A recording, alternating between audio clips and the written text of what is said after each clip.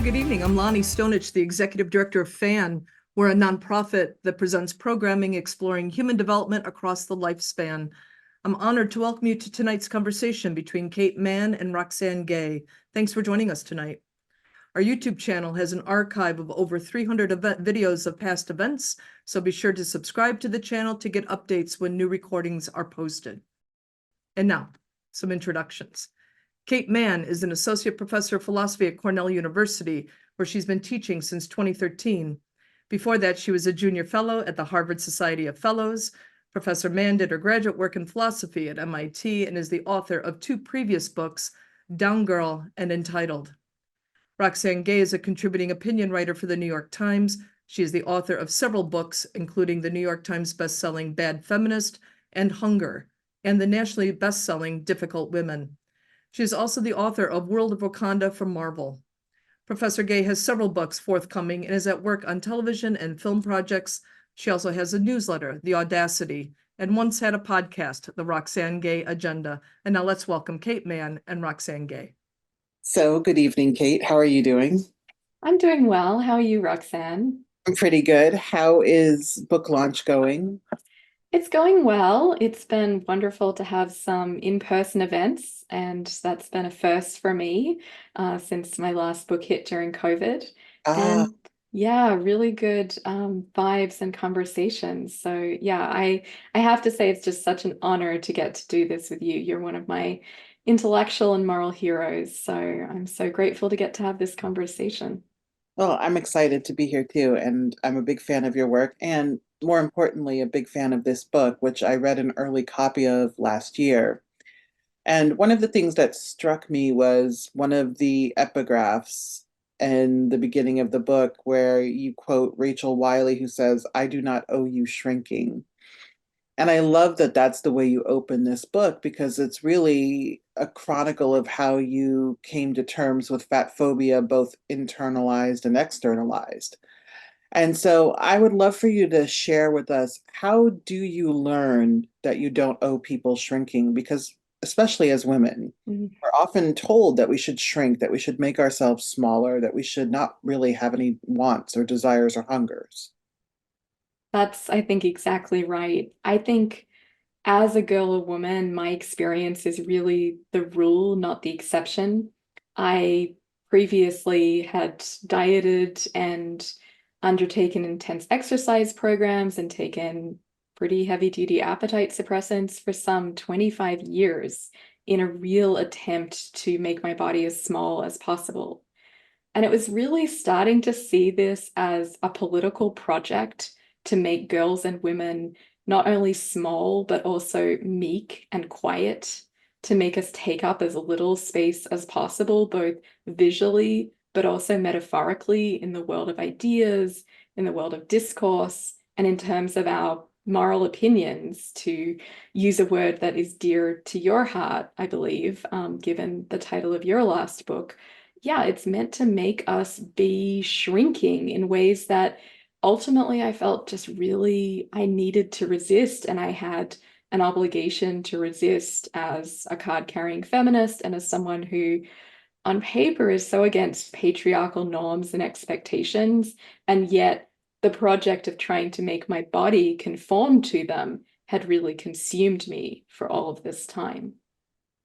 One of the things that is clear throughout the book, which is both personal but also a broader look at our culture and how we treat fatness and how it oftentimes is villainized, is that it's an ongoing project. It's not that you decide, I'm going to combat my internalized fat phobia and embrace myself and everything is going to be perfect. And so what is it like to have an ongoing negotiation with yourself about fat acceptance? Yeah, I love that you asked that question because I am someone who came to the fat acceptance movement relatively early in some ways. So I was a fat girl in high school and I graduated high school in the year 2000. And then shortly thereafter, after experiences of bullying and teasing and belittling, I discovered the fat acceptance movement online. So I discovered the work of people like Kate Harding and Marianne Kirby and Leslie Kinzel, these amazing fat activists who really gave me this sense of political conviction that fat people are not less than, and that, to quote that line again that I love too from Rachel Wiley, we do not owe the world our shrinking. But it took a very, very long time for that political message to have a sufficient impact on me personally. I was one of those fat people, and I should say for those in the audience that I think of myself at this point as a small fat person, but I've been much larger in my life. And the fact that I'm smaller now is not for salutary reasons. It wasn't a healthy weight loss, if that's possible, but in my case, it certainly wasn't. But as a young woman who was fat and at times very fat, imbibing that political message didn't quite resonate with me at a personal level until 25 years later. So I think it's often a really slow, long journey. And I think that many people are at different points in that journey. And I guess I would also say that for me, there's not really an arrival point. There's not this triumphant conclusion to my book or in my life. It's still something that I have to battle on a less frequent basis, but I still certainly am not someone who has a perfect body image or who never has moments of worry about my size or shape. But I think that turning the corner to being able to combat internalized fat phobia is something that's very hard won. It comes about through a very long, gradual process, or at least it did for me. And it came about for me, interestingly, from an initial political awakening that didn't quite stop me from participating in diet culture long after I believed it was toxic. One of the things you talk about in the book that I think connects to all of this is the way that the word obese is used. And I think we both agree that fat is a much better term because obese is really medicalized and it's treated as this really human stain that we should try and rid ourselves of. But studies show, as you well know, that it's not a death sentence to be fat.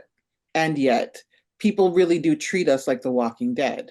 It's kind of wild. And so clearly, you did a lot of research in addition to the personal aspects of the book. And so, how did you start to do the research? And what are some of the most important things that you found, particularly about the ways in which fatness is framed as a death sentence when in fact such is absolutely not the case? Yeah, that's such an important point because I think the discourse tends to get terribly hung up on the questions of, is fatness unhealthy? And it's a complicated questions whether there are links and to what extent there are between sheer fatness and certain illnesses and diseases.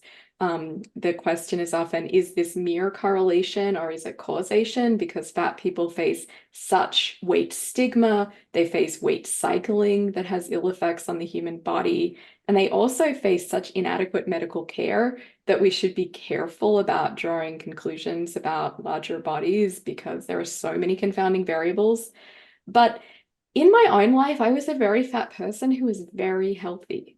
And I was very surprised by this. I kept expecting that the next doctor's visit would yield terrible news because I had really absorbed about my own body this sense that I was defective that is so well illustrated by the stigmatizing term obese, and I've been categorized as severely, or in the older and much more stigmatizing parlance, even morbidly obese.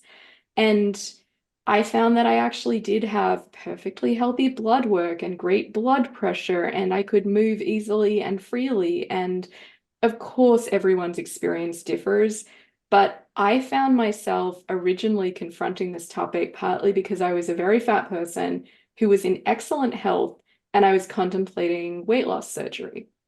And of course, I would never make any kind of statement about what different individuals should do in terms of seeking out that option.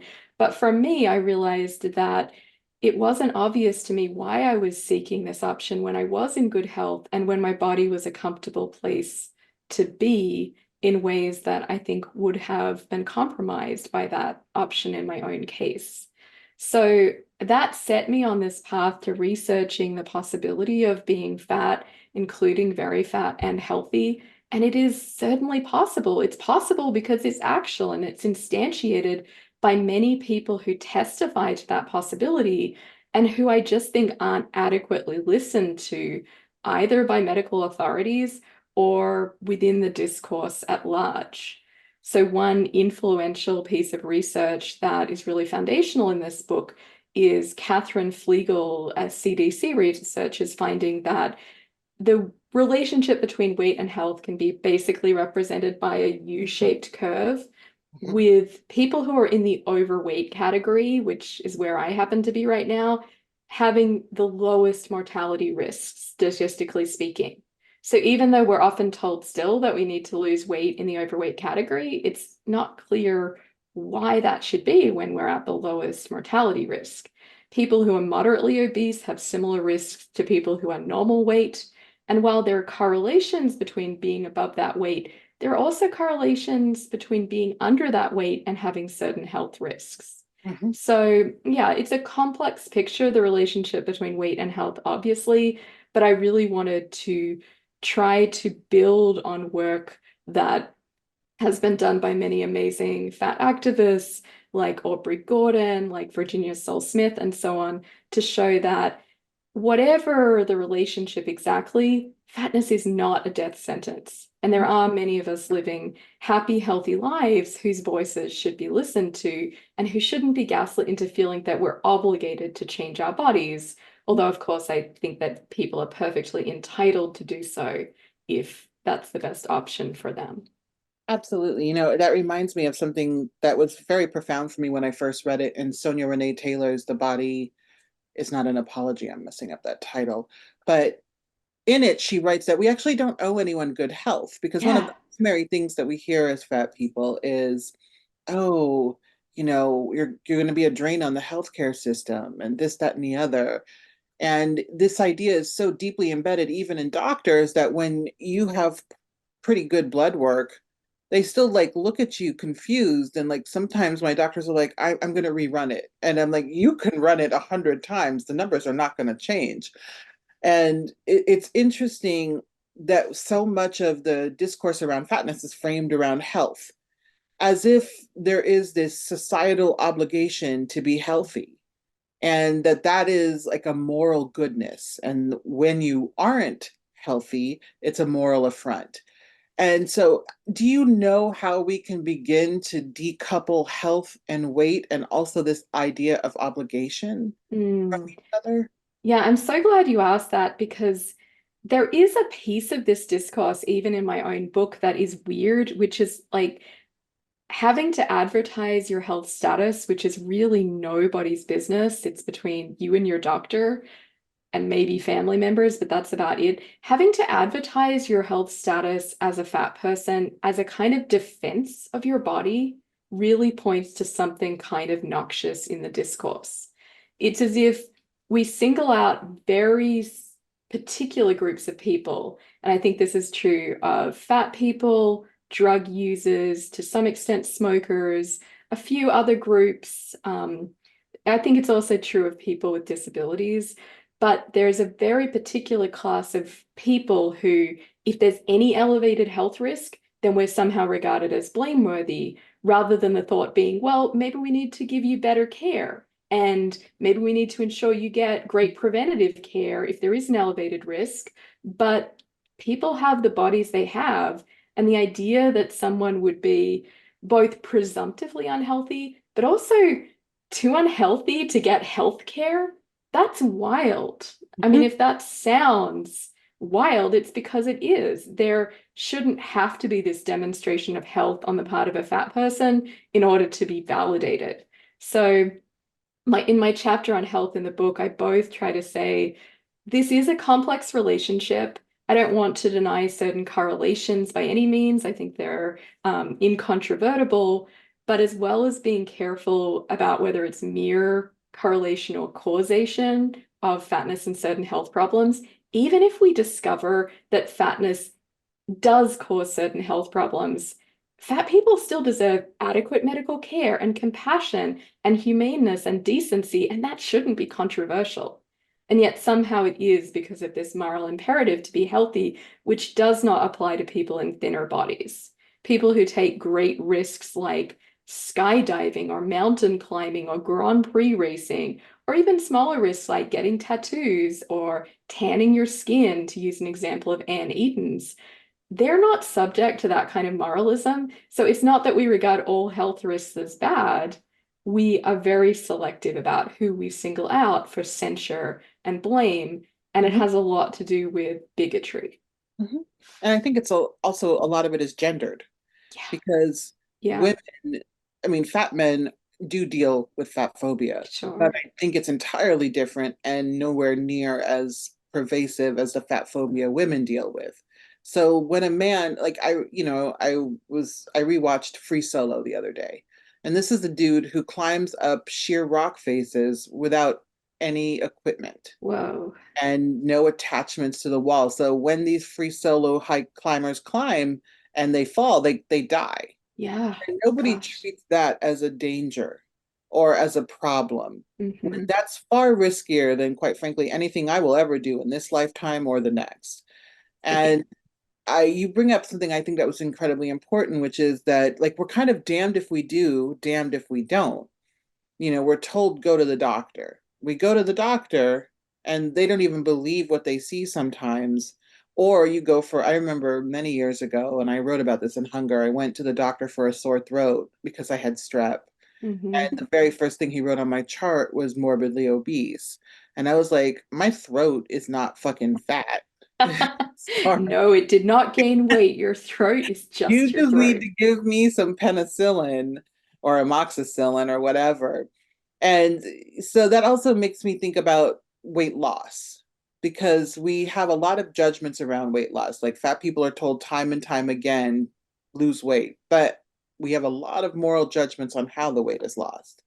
If you get surgery, oh, that's a problem. And we have seen it recently with this obsession with Ozempic. Like, oh Hmm. yeah, lose weight, but not like that.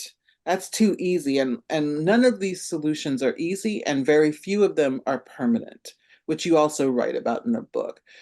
So, what do we say to people who are telling us to do all of these different things, but Hmm. there's actually no right thing that we can do? At the end of the day, the real truth is that it doesn't matter how we live in our bodies, there's going to be a problem. Yeah, women are never right. And particularly when it comes to care, we're meant to give care, not receive care. So the idea that any girl or woman who might actually need something, might need compassion, might need humane, decent healthcare, might even need a little extra attention in certain ways, that's just forbidden. That's just verboten. That's just her being a bad human giver. So I think this is very gendered. And I think in terms of the weight loss piece of it, one way to look at it is what I call the harder, better fallacy, which is that you're seen as only legitimately losing weight if you do it in the hardest way possible via white knuckling it via diet and exercise, which in my experience just became impossible. I could, after I had been on dozens of diets, my metabolism, I think, slowed to a point where I simply couldn't lose weight through a very strict diet and intense exercise program. And that's when I started, trigger warning, starving myself, just not eating because it was the only way I was going to take the weight off.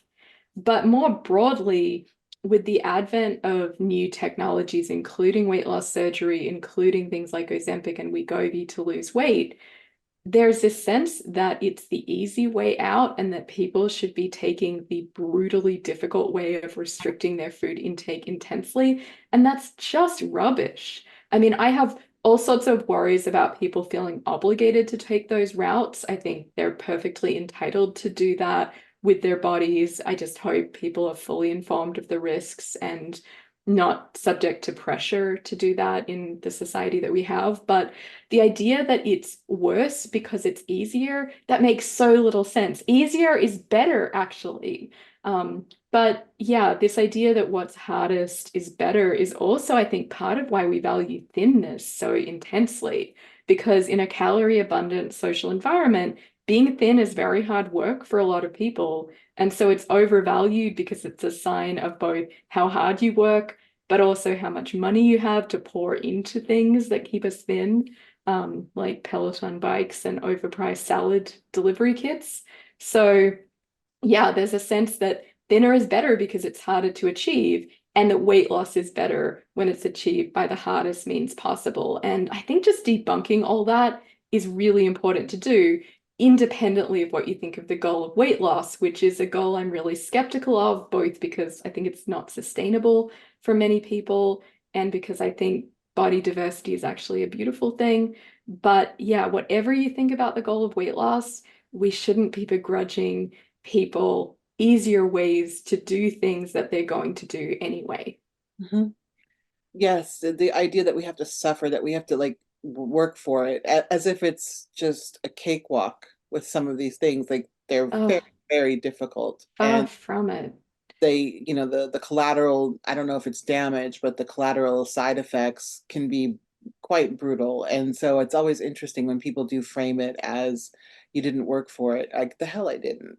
Yeah, Right. seriously. It's and that's something that comes up in the book time and again. Like it's a lot of work to be fat, to deal with fat phobia, to have self-image issues. Like it's just a lot of work. And you also touched on something important, which is the class issue. A lot of people can sort of buy their way out of fatness in some ways, or they can try to buy their way Hmm. out of it, whether it is this new class of drugs or weight loss surgery, which is rarely covered by health Yeah. insurance, even though if it's that's a there's a weird irony in there because we're told lose weight, it's for your health, but we're not going to cover that. We'd rather pay for other healthcare costs. And so you address kind of like the financial aspect, the cost of shrinking. Shrinking costs is the section. Yeah. And so how does economics play into this? I'd love for you to tease that out a little more for us. Yeah, absolutely. I mean, part of what made me so resistant to fat phobia and the diet culture that is presenting dieting as the means to the end of thinness was just realizing how much energy and time and money was being extracted from me under a capitalist fat phobic society. I mean, the annual revenue for the weight loss industry is projected to be $400 billion globally by 2030, because of course this is all increasing with these very expensive new weight loss drugs, semaglutides like Wegovy and Ozempic. So this is such big business, and it's also a way that privileged white elites like me, frankly, can kind of mark our bodies as elite socially as well as financially by showing that we have the means to achieve thinness. So your thin body can often be assigned to other people that you have the money for the Peloton, you have the money for the salad subscription kit, and now you have the money for drugs like Wegovy that are running over $1,000 a month without health insurance coverage that is still pretty rare at the moment. So I think we see these ways of marking ourselves as having a higher class status via thinness, which makes some people incredibly, kind of understandably, but sadly devoted to upholding their thin privilege because it's a marker of who they are in society via the sheer bulk or lack thereof of their bodies. Mhm. And I also think this is part of the trope that everyone who is fat is poor, which is just not factually accurate. So we see this stereotype amongst liberals and leftists that obesity, so-called obesity, a word we both hate, is a problem of the poor. Mhm. And it's actually way more complicated. We don't see those kinds of correlations for men. We see that the fattest men are in the middle income bracket in America. And for women, there is this complex relationship where basically one group of women get thinner as they get richer, and that's white women. Mm. So there is no correlation, according to the CDC, between poverty and obesity, again, in scare quotes, for Black women. And there's some pattern, but it's not statistically significant for Hispanic women. So, but the fact that we have this stereotype of the poor fat person means that that is the go-to diagnosis of what is going on with fatness for many liberals and leftists who are deeply fat phobic and really have this stereotype about class, about poverty, about race, and thus kind of envisage this trope of a fat Black woman, usually, who kind of needs help. And there's something really patronizing and misleading about that.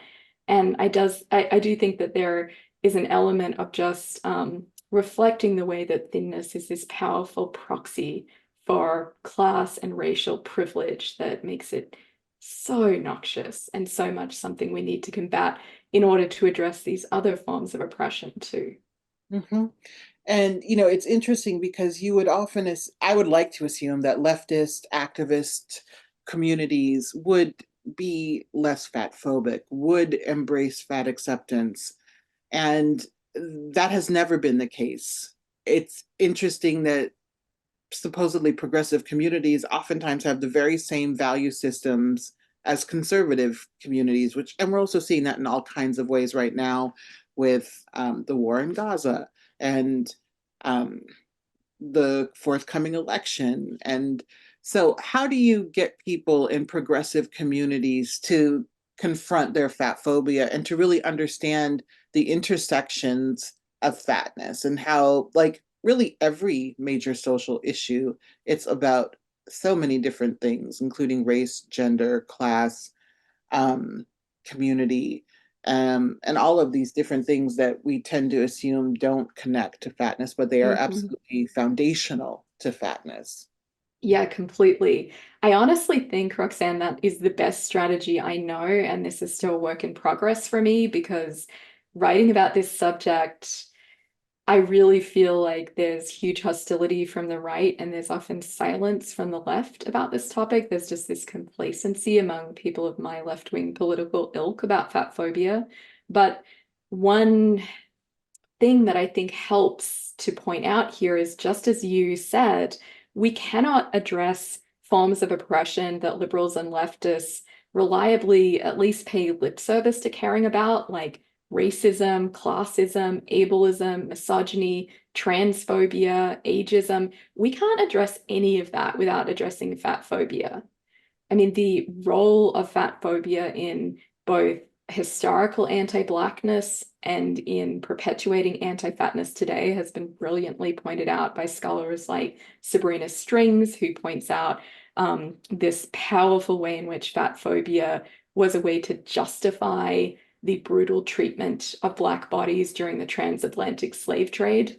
And also, I draw on contemporary evidence marshaled brilliantly by Deshaun Harrison, and they are arguing that the way fat Black men are depicted as beastly has a direct role in police brutality and even the murders of people like Michael Brown and Eric Garner.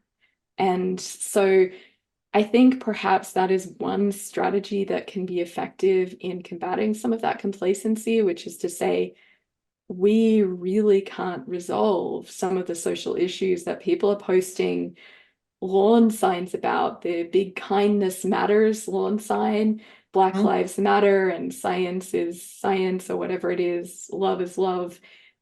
They never mention that fat bodies are human bodies, Mhm. but that needs to be a piece of it. Otherwise, we're not going to get anywhere. Indeed. And there are a lot of those signs in my neighborhood. Same, And same. every time I see them, I think, okay, I mean, that's nice. But then I go on to the Nextdoor app and I see how they really feel about things. And I'm like, well, there's Deeply true. things here. Performative signage, not my favorite, but Yeah. I the day I put a sign like that up in my yard, just know that I've been kidnapped. It's, Same. it's time to come get me. Duly noted, and I echo that sentiment. So as you put this together, this book together, how did you think about structure and Mhm. how did you bring in your philosophical background? Because we don't oftentimes think of philosophy and fatness, and yet I can see your academic background in the shape of this book. Yeah, thanks. I mean, this book was both painful and very cathartic to write. And I think part of what I was trying to do is really marry personal memoir, reflection style writing with my attempts as not a doctor or a medical researcher, but as a very interested layperson to marshal the empirical evidence about fatness and fat stigma, crucially. But I also wanted to lend a moral philosopher's perspective to this issue because it seemed to me there are so many aspects of fat phobia where philosophical tools can be quite useful to analyze what's going on. So, for example, the sense that fat people are morally blameworthy for just having the bodies that we have, I think that can be quite usefully combated by a modified ought implies can principle. If you can't really change something, then it's not the case that you ought to. And we know that making fat people thin, I mean, let's leave aside the question of whether moderate weight loss is long-term sustainable for most bodies. I think that's a tricky question, but actually making a fat person thin is vanishingly rare. Mhm. So the fact that you can't do it means you're just not morally obligated to do it. I think it just cuts through a bunch of dross in the discourse that insinuates fat people are somehow lazy and slovenly and blameworthy and we haven't worked hard enough and there's just something fundamentally morally wrong with us, which stems from a place of disgust. It's not really rational. It's a post hoc rationalization of disgust responses towards the fat body. But philosophically, my hope is that we can cut through that dross and that noise relatively quickly by applying this well-accepted principle in moral philosophy to say, no, this is actually being really unfair to people who we don't have tight control over our size in the long term for a huge number of reasons, including genetics. Weight is very heritable. Upwards of 70% of the variation we find in the human population weight-wise is due to genetics. So it's nearly as heritable as height, which is about 80% heritable. There's inequitable food environments, obviously. There's stress, there's weight stigma, there's the ill effects of dieting itself. And as you pointed to so poignantly in hunger, there's also trauma Mhm. that can have an effect on people's weight that is really significant. And none of this is chosen. None of this is something that people can make any different, tragically. And so it's not the case that they're somehow blameworthy for ending up in the bodies we happen to have. That, again, we should be treating and respecting and imbuing with the dignity we all deserve without having to pass a kind of health test in order to get in the door of being treated like human beings. Mhm. And it's interesting how low that bar is to be treated like a human being. Yeah. When you think of so many other social justice movements, it's actually at the core the same thing. Women are people. Black lives matter. We should have bodily autonomy no matter who we are. We should be able to walk down the street. Walk down the street safely. And so this core thing is humanity. And one of the things that interested me is toward the end of the book, actually in the very last chapter, you start to broach the subject of body neutrality, Mm-hmm. where it's not about like celebration, even though by all means, and it's not about hating your body. It's just about sort of, I have a body. This is what it looks like. And so, how did you come to thinking about body neutrality after doing all of this research and this work, and of course, just lived experience with Mm-hmm. regards to like fat acceptance and fat positivity? Yeah, so fat positivity, I certainly think it's a useful entry point for some folks, and it has really cool roots in Black feminism in the 60s and 70s, but it's been super appropriated and co-opted by white women with one role of flesh when they sit down, or a few stripes of cellulite after having a child. Like, it's all very performative and it feels a bit anodyne at this point. But there's also an element of body positivity that feels a little bit toxic and like a lot of pressure to feel good about your body all the time, no matter what, or else you're kind of letting down the movement politically. And I just don't think that's realistic. It's certainly not something that I can manage. And I think, yeah, it feels like another way in which I'm failing sometimes. And I've been told that I'm a failure often enough in these respects. So I'm reluctant to take on yet another standard against which I'm a failure. And my position ultimately is closer to body neutrality. So body neutrality is this idea of being merely neutral with regard to your body, which I think is again a good starting point and is closer to where I ended up. I do feel like sometimes though it is a bit depressing. Like, it's a bit wan, it's a bit, again, monolithic in a way. So I found myself, and this may just be me, but the thought that I found most liberating while I was writing the book and working through my relationship with my body in therapy, among other things, is the thought that my body is for me. Mhm. And the idea that I call body reflexivity is that we don't have to have one attitude towards our bodies, and that's neither realistic nor desirable. Sometimes I feel great about my body, sometimes I feel lousy about it. I think that's a very common human experience in this fraught domain. But the idea that my body isn't there to serve or please or placate others, and that I don't have to give it a positive rating or a neutral rating, let alone a negative one, but it's just not there for comparison, that we just throw out the scales altogether.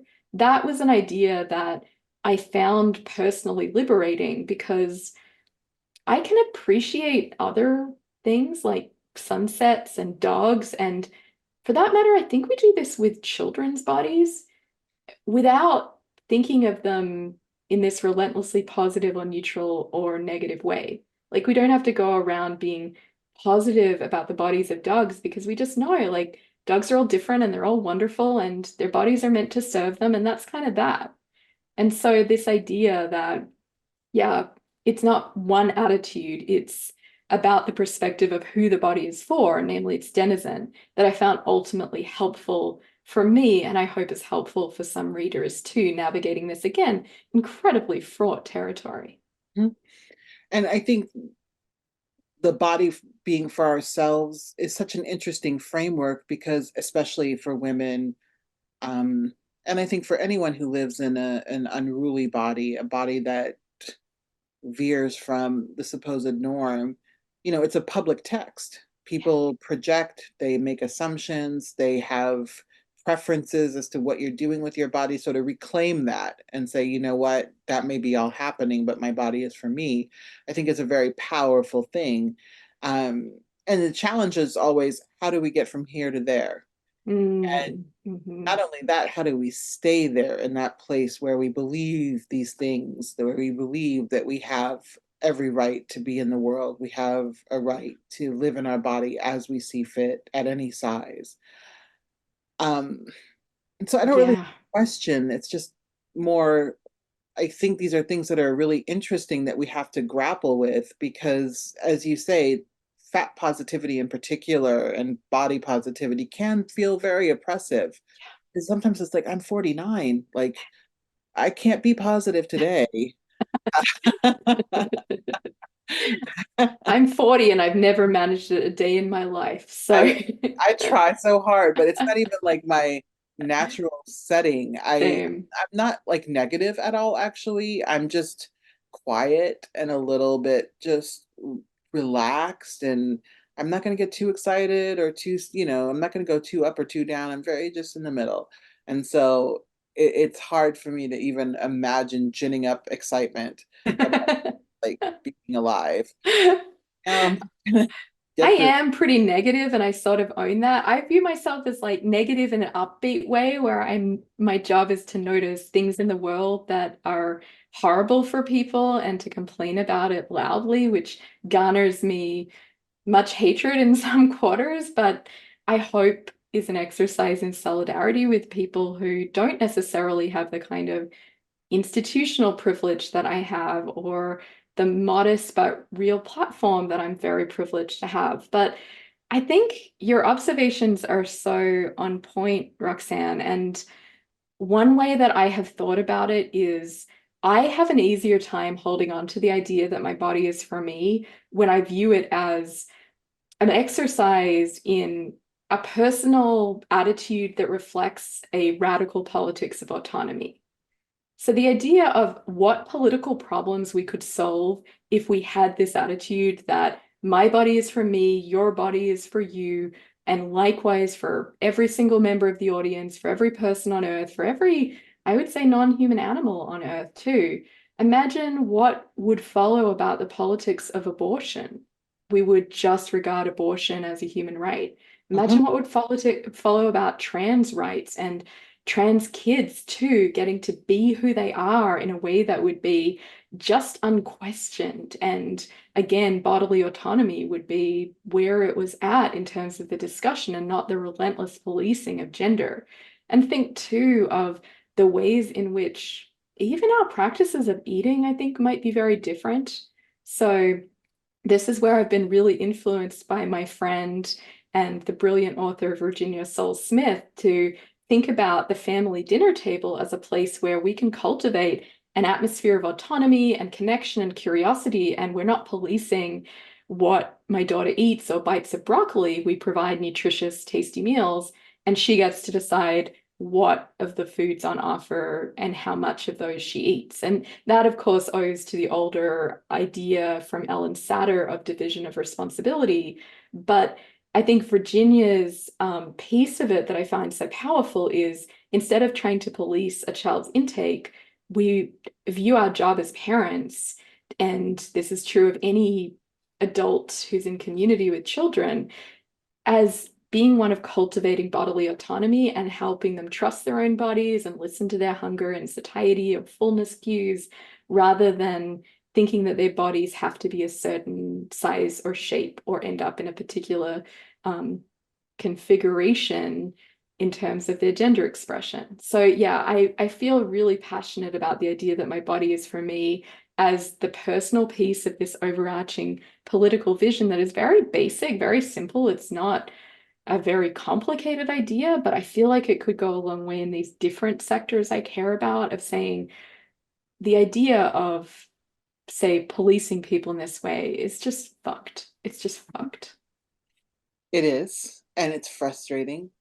One of the things too that made me think about the ways in which we police people is something that you note at a few points throughout the book, is that there are different kinds of fat bodies, and there are smaller fat bodies and larger fat bodies. And even in this conversation, you've acknowledged, the institutional privilege you have, the societal privilege, the platform privilege that you have. And so how did you think about privilege as you were writing this book, and particularly your privilege as a smaller fat person? Because I think that's something that can be kind of fraught in the fat community, because not all fat is created equal in terms of how we're treated in society. So how did you think about that and find ways to acknowledge it throughout the book without apologizing for it?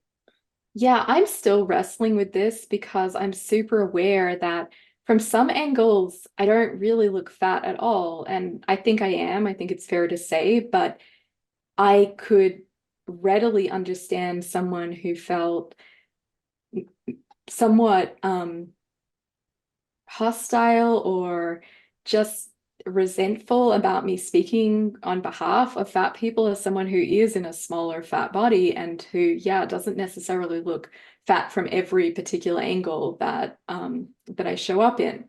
And the way that I thought about this was kind of twofold. One is that I have been much heavier, and I'm very clear that the fact that I am less heavy now is, in my case, for reasons that I'm really critical of, not particularly self-critical. I have a lot of compassion for the roads that I went down, but they were very harmful and very unhealthy roads for me personally. And I fully expect to be much fatter in my later life, should I be so lucky. And that's, I think, where my body is naturally at. So I feel like I do have some of that representational past and future, which is important here too. But the other piece of it is that it was really important to me. And again, this is something I'm still wrestling with, but I wanted to center the voices of people larger than me who write in powerful ways about experiences that I won't have at this size. And I am someone who has been a mid-fat in the parlance of fat activism, but I never have been in the, say, super fat category, I think it's fair to say. So drawing on voices of those who do identify as super fat, such as Ash Nishchuk, who is a really brilliant podcaster and writer, has been an important part of my practice. But I have to say, I am really worried about having done that, because I have found that in negative reactions to this book by horrible right-wing media, sometimes those very fat bodies are singled out for derision. And I feel so sick about that and so responsible for having subjected someone to that by this attempt to center the voices of those who are larger than me and who deserve to be heard. So I don't know how to do this in a way that doesn't have costs. And I think this might just be an area where there are costs to admitting those voices that are very significant. And there are even costs for inclusion, because then you can potentially put someone in the firing line in ways that are frankly really sickening, and which I would never wish on anyone whose brilliant work that I'm drawing on. So yeah, it is tough to know exactly how to do this ethically. And it's still work in progress for me as someone who's super concerned about trying to get it right, but who worries that maybe this is an area where there are always going to be costs however you do it. Mhm. Which is kind of overwhelming sometimes when you think about it, that there may never be an end to this challenge of dealing with bodies and societal expectations about those bodies. So in that context, where are you going to take your work on fatness from here? And what's next for you in terms of books? I have to admit, Roxanne, that I always have the same thought after finishing one book, which is this is the last one. This is absolutely the last book I'll ever write. I had that thought after my first book, Down Girl, which was a sort of almost traumatic process to write. I certainly had it after my second book, Entitled, which I felt so tired at the end of the process, partly because I think I delivered the manuscript right before I went into labor with my daughter. So that was part of it. But with this one, yeah, I have no more ideas as to where I go next. I might turn back to academic work. So there's lots of really cool loose threads that come up when you do a book that is intended for a wider audience and to be accessible. So I found I had many, many questions that arose where I was desperate to really dig in and write a more academic paper that will be of interest to I think, a much smaller group of people, but thinking about how can it be that fat people say there's clearly something right about saying we're dehumanized, but at the same time, that's surprising because we're also morally condemned, and you don't condemn, say, non-human animals. You only condemn morally human beings. So there's a kind of paradox there that I'm desperate to write a paper about, but it won't be for a very wide audience because, yeah, I say this just in case it's helpful to anyone in the audience. After a creative project that I poured my heart and soul into, I always feel very flat, very spent, and sort of, yeah, I guess postpartum feels like an apt metaphor, even though it's complicated. Yeah, I mean, a lot of people actually, and I'm sure you've experienced this yourself, feel a kind of depression after a book is published because Totally. there's so much anticipation and lead up, and of course, work. And then the book comes out, and there's a different kind of work. And then when that sort of subsides, and you're sort of left alone with your thoughts, you're like, oh, and then what's next? And it can be Uh, kind of overwhelming. I find it to be challenging, actually. I love writing books and putting them out into the world, but that sort of period of that those first days when the book is out in the world can be challenging. that is exactly where I'm at. I'm so glad you put words to it because I have a tendency that I think is partly due to being a lifelong fat person of various degrees, of always feeling like if I have a negative emotion or thought or feeling or vibe, that it must be something wrong with me. Like I should just be grateful, like how lucky I am to get to write this book and to do it with an absolutely amazing editorial team and just so much support from family and friends. But at the same time, yeah, there's something about this process where honestly, part of me would love to just write the book forever and never have to actually bring it Mhm. out, because the process is kind of where the joy is in some ways of just you get to aspire to make it better and better, and then it's out and you can't fix it, which is something I struggle with. Absolutely. Well, we have a few questions Great. from the audience, and we're going to save most of them for the after party. But Maureen asks, I find it surprising that there is so little discussion in mental health or mainstream culture about the connection between trauma and weight. The original ACEs, Adverse Childhood Experiences study, was a weight loss study by Dr. Vincent Felitti. There is a lot of complexity, and it's not just about weight loss. Do you have any thoughts on why there is not more discussion, understanding, and compassion about trauma and weight in the body? Well, Roxanne, I'd be really curious to get your input to this question too. I think that there is just a lot of moral blame for people who are in larger bodies and a resistance to thinking that there might be factors completely beyond their control that have contributed to them being in larger bodies. And yeah, I think this is a crucial part of seeing the way that trauma impacts people's health as incredibly complicated and incredibly important to study. That has to be an ongoing conversation, and we have to raise awareness about that. I would say just a note of caution that I think is completely compatible with the question, but is just worth putting out there is we, of course, shouldn't assume that everyone in a very large body has been traumatized. So that's a tendency that, again, is something which there can be this trope that because someone is in a very large body that necessarily something has gone very wrong in their life, and that's not always the case. So this is an argument made, I think, very powerfully by Aubrey Gordon in her last book, So You Just Need to Lose Weight and 19 Other Myths About Fat People, where she says it's absolutely true. Trauma can be a huge contributor to weight gain for some people, and we need to study that and understand it and be compassionate about it. But at the same time, let's just be clear that fat people, like everyone, we're very diverse. We have very diverse experiences, we have very diverse histories, and we're fat for all sorts of reasons. But yeah, Roxanne, I would love to hear your perspective on this question. Oh, I think I agree with what you said. I also think that people love to project, uh, people love to project strength. And when we experience trauma, people would prefer that our trauma narrative is very tidy. We had the Mhm. trauma, we dealt with it, we're great now, better than ever. And we see this in all kinds of realms where people are sort of expected to like be grateful for trauma. And I think sometimes people even, I don't even know if they're really mean it or if they feel like they have to say it. Like I saw someone the other day who had experienced an incredible trauma that had completely changed their body and their life, and they were like, I'm just so glad this terrible thing happened to me.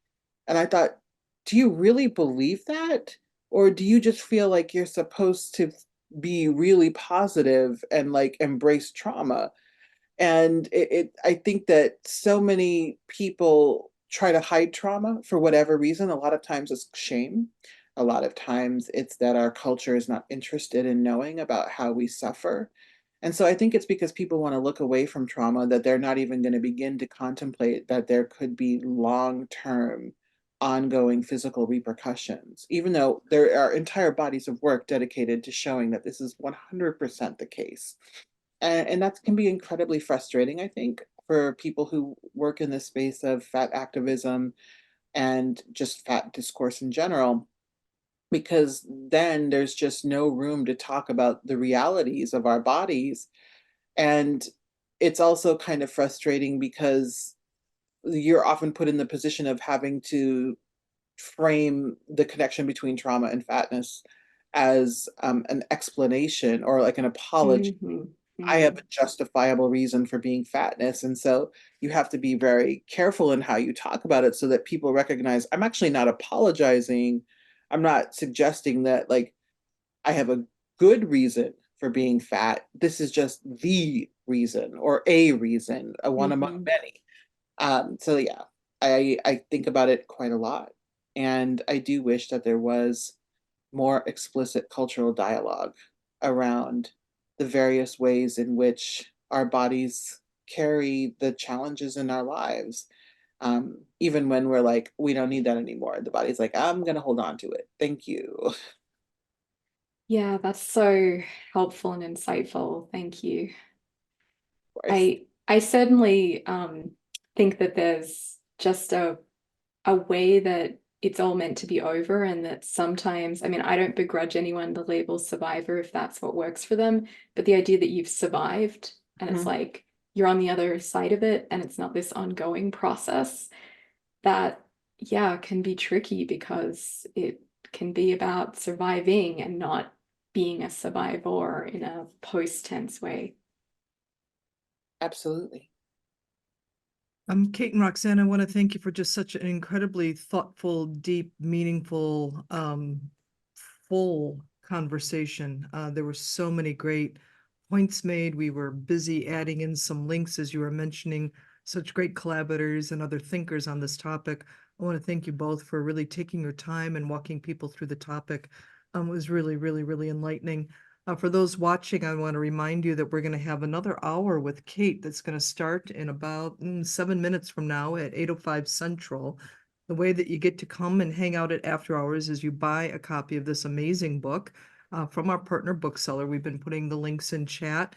Buy a copy from the bookstall. You'll get a link in the receipt email to register for After Hours. After Hours is a Zoom meeting. You can turn on your camera, you can ask your own questions. It's very lively and fun, very interactive.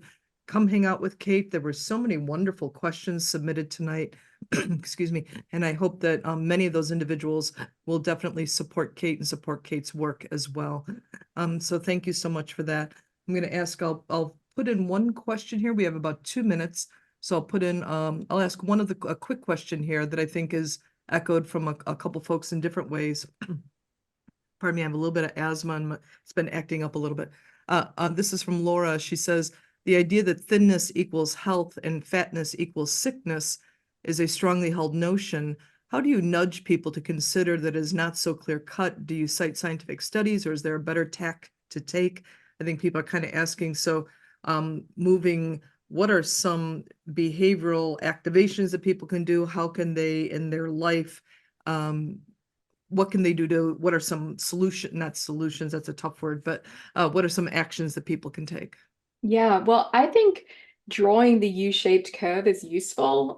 The Catherine Flegel research is really canonical and important, I think, and just pointing out that we make assumptions about people being overweight, having some objective health status that is concerning, and it's just not true. That's actually statistically the lowest mortality risk category to be in. So that helps move the needle. And then we can talk about, well, if you're really worried about people's health, one thing we know has a terrible effect on people's health, and this is a really robust set of empirical results, is weight stigma. So if we're so worried about people being healthy, then one thing we could really do is combat weight stigma both within the medical profession and society at large. And similarly, there are lots of ways that we could intervene in terms of public health policies that would be demonstrably helpful for many people's health, such as improving access to fresh foods and time as well as space to engage in leisure activities and exercise, and the means to live lives that are less stressful and involve less weathering. All of that, and to get enough sleep too, all of that would be super helpful for people's health. And guess what? Good news, we can do that without knowing the exact relationship between weight and health. And would people be thinner as a result of those measures? Unclear. We haven't seen any country or even city or jurisdiction successfully reverse its so-called obesity epidemic at this juncture. But we could just help people's health pretty directly. So That's right. why not do that? So I think those are just some of the moves. I think there are others, but I think they're helpful beginning points to the conversation to say, first of all, what are we really concerned about? And second of all, look at these ideas for improving people's health Right. that really have no bearing on trying to make people thinner in any direct way. Well, I look forward to continuing this conversation in about 5 minutes. Roxanne, thank you so much. It's been a pleasure and an honor to host you. Please keep us in mind when you're ready to roll out some new content as well. We'll be happy to host you as well. Thank you, everybody, for tuning in on what is getting a progressively colder night in the Chicago area. Hope you all stay safe and have a great night.